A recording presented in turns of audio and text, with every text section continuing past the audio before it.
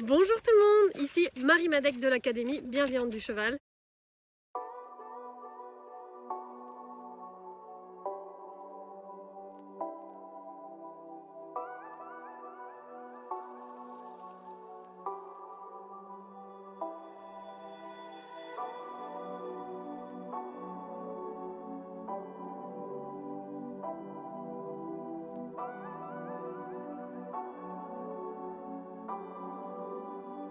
Et aujourd'hui, je voulais vous partager une vidéo que j'ai partagée sur le groupe de l'Académie et je vous la mets donc en fin de vidéo là.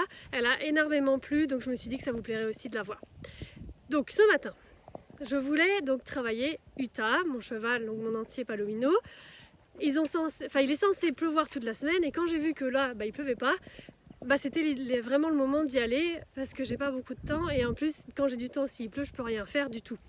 Donc comme vous pouvez le voir, le terrain c'est pas vraiment praticable. Donc il y a des endroits où il y a un peu plus d'herbe, c'est là que je travaille. Et donc ce que je voulais vous partager, c'est ce que j'ai partagé aux étudiants de l'Académie Bienveillante du Cheval. Je voulais vous parler de la synchronisation. Donc ceux qui sont dans le groupe Atteindre la relation de ses rêves avec son cheval, vous avez vu qu'il y avait un exercice, un des défis, qui était de marcher en synchronisation avec son cheval.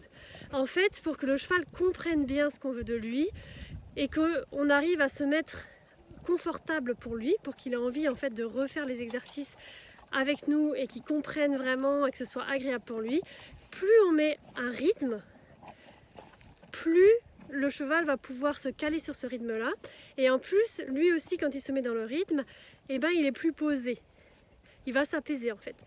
Et donc, en général, quand on travaille la synchronisation, on se met à côté de notre cheval, par exemple, il marche et on se cale sur lui. Et après, le cheval va s'apaiser dans le mouvement et ensuite on l'arrête. On peut aussi lui demander de se synchroniser sur nous.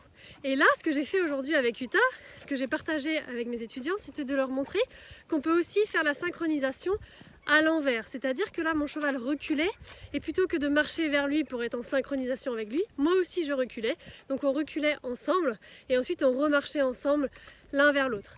Et donc, rien que sur la vidéo, vous verrez qu'il y a... Donc j'ai fait plusieurs essais, je vous ai mis un du début et un de la fin.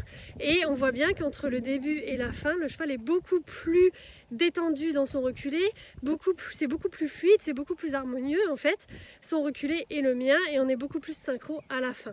Et donc comment mon cheval a fait pour comprendre aussi rapidement? C'est parce qu'il s'est calé sur mon rythme, sur mes pas, et moi-même, étant donné que j'étais vraiment dans le rythme, c'est-à-dire que je faisais attention à mon pied gauche, mon pied droit, j'étais vraiment présente à faire attention à mes pas, j'étais aussi beaucoup plus calme, beaucoup plus sûre de moi et beaucoup plus claire. Et donc ça a permis d'avancer beaucoup plus vite et d'apprendre à un cheval un exercice rapidement et efficacement et que le cheval prenne du plaisir à le faire.